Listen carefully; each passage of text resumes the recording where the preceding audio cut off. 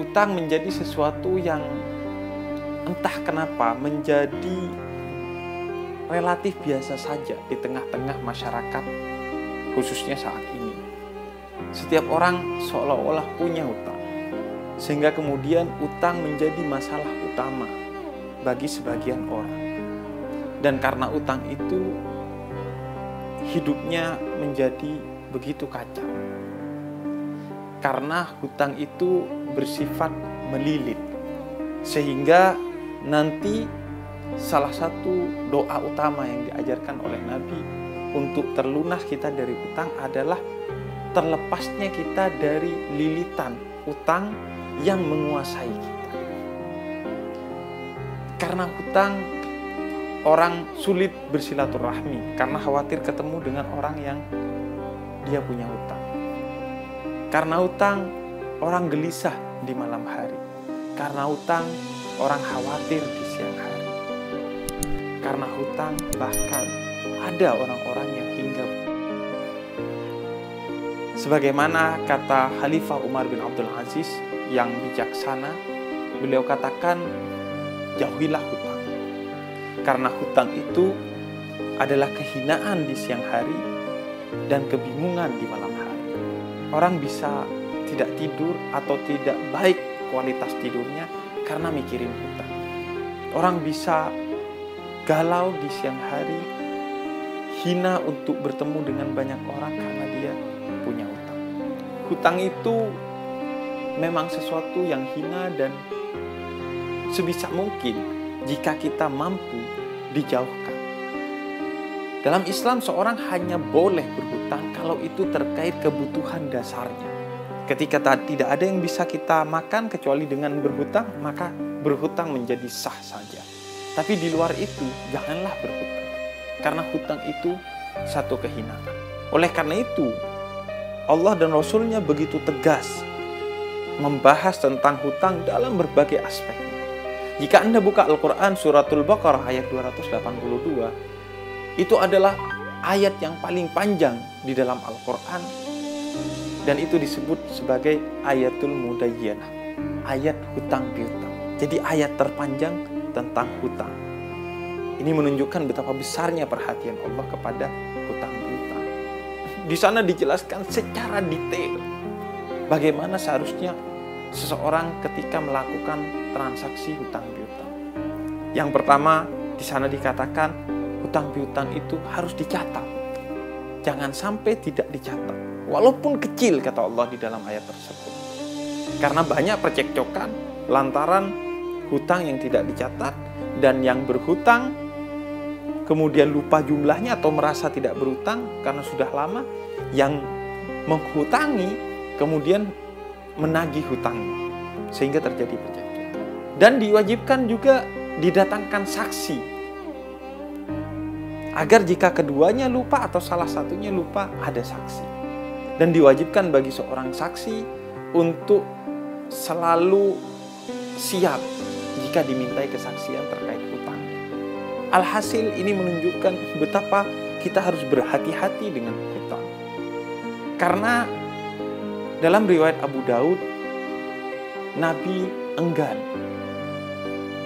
menyolati jenazah orang yang wafat tapi masih memiliki tanggungan hutang piutang. Meskipun Nabi menyuruh sahabat-sahabatnya untuk mensolatinya, tapi hilang keutamaan seorang yang meninggal karena punya utang lantaran ia tidak disolati oleh Nabi Muhammad. Dan ini menunjukkan bahwa setiap orang yang meninggal dan dia punya utang, maka salah satu keutamaan terbesar hilang dari dirinya. Kemudian di sisi lain juga Nabi katakan dalam hadis bahwa jika seseorang itu meninggal dalam keadaan syahid, yaitu di jalan Allah, kemudian dihidupkan kembali, kemudian meninggal lagi di jalan Allah dalam keadaan syahid, kemudian dihidupkan kembali dan meninggal lagi dalam keadaan memiliki hutang, maka Allah akan menghalanginya dari pintu surga hingga hutangnya kemudian terbayarkan. Hutang itu dibawa mati. Begitu juga Nabi katakan dalam salah satu hadis riwayat Imam Bukhari, matlul ghaniyu dzulmun. Orang yang punya uang tapi menunda untuk membayarnya itu adalah kezaliman. Bahkan begitu dahsyatnya utang, sehingga kemudian seorang yang wafat, dia memiliki warisan tapi juga memiliki utang, maka hutangnya wajib untuk dibayarkan terlebih dahulu sebelum harta warisan itu dibagikan kepada yang lainnya, sebagaimana ditentukan dalam surat An-Nisa ayat 11. Dan yang perlu diingat di sini adalah bahwa utang itu tidak hanya antara kita dengan sesama manusia, tapi utang itu, kata Imam Syafi'i, bisa juga terkait antara kita dengan Allah. Kita mungkin tahu dan sadar bahwa utang itu dengan sesama manusia, tapi dengan Allah. Padahal ini lebih penting dalam mazhab Syafi'i. Misalnya, di bulan Ramadan ini, bagi orang yang tidak mampu lagi untuk berpuasa karena sakit yang tidak terobati atau usia yang sudah tidak mungkin lagi berpuasa, maka dia memiliki utang kepada Allah berupa membayar fidyah, memberi makan orang miskin. Yang ini adalah hutang, bahkan statusnya dalam mazhab Syafi'i, pendapat umum menyebutkan ini lebih utama untuk dibayarkan secepatnya ketimbang utang kepada manusia. Meskipun dalam mazhab Syafi'i diupayakan hutang ke sesama manusia dan kepada Allah sama-sama dibayar sesegera mungkin. Tapi jika harus memilih, hutang kepada Allah itu lebih harus diutamakan dan dipertamakan dalam membayarnya. Kadang kita lupa, seolah-olah hutang itu antara kita dengan sesama manusia. Padahal ada utang kepada Allah. Namun meskipun hutang itu telah dididik oleh Islam untuk kita menjauhinya dan berhati-hati dengan hutang, tapi betapa banyak sekarang orang yang bahkan ketika berhutang sudah berniat untuk tidak membayarnya. Kata Nabi, siapa yang berhutang dengan niat tidak membayarnya, maka dia dihukumi sebagai pencuri selama berhutang itu. Dan lihatlah di pasar-pasar, di mal-mal, bagaimana kita dididik justru untuk menjadi generasi penghutang. Anda akan merasa lebih keren jika Anda memiliki kartu kredit dan membayar pakai kartu kredit. Dan Anda justru tidak merasa keren kalau Anda bayar dengan uang cash.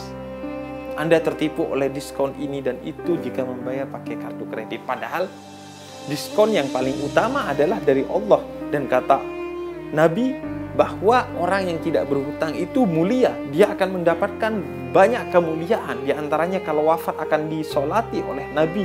Kenapa kita memilih diskon yang bersifat duniawi ketimbang diskon yang bersifat ukhrawi dari Allah? Jangan berhutang, kata Nabi.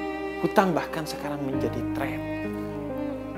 Entah dalam bentuknya pay letter lah, entah dalam bentuknya ini dan itu. Semua orang, bahkan ketika memiliki uang, dia memilih untuk berhutang. Maka ini adalah kezaliman. Kata Nabi dalam hadis Bukhari, maka jauhilah hutang. Itu yang paling pertama dan utama. Berkomitmenlah untuk menjauhi hutang. Jangan sampai kita memiliki utang padahal kita mampu membayarnya. Atau jangan sampai kita berhutang untuk sesuatu yang bukan kebutuhan dasar kita, karena hutang itu hina. Lalu kemudian bagaimana selanjutnya jika kita sudah terlanjur berhutang karena sesuatu yang tidak bisa kita tinggalkan, sesuatu yang sifatnya darurat sehingga kita harus berhutang? Maka yang pertama adalah milikilah komitmen untuk membayar hutang tersebut. Jangan remehkan. Apalagi sampai dengan sengaja terbesit pikiran untuk tidak membayarnya. Karena begini, karena begitu. Karena orangnya gak nagih. Karena orangnya kaya. Padahal utang itu urusan kita dengan Allah. Mau ditagih gak ditagih, itu urusan kita dengan Allah.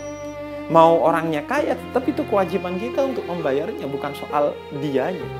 Maka dari itu, milikilah niat atau komitmen untuk membayar utang itu. Sehingga Allah membaca niat dalam hatimu dan Allah akan memberikan jalan kepada kamu untuk membayarnya. Kemudian yang kedua, begitu kamu mampu membayarnya baik secara utuh ataupun sebagian kecil saja, bayarkanlah sebagai wujud komitmenmu secara nyata bahwa kamu akan membayar hutang itu. Walaupun kamu punya sedikit, sisihkan atau segera bayarkan.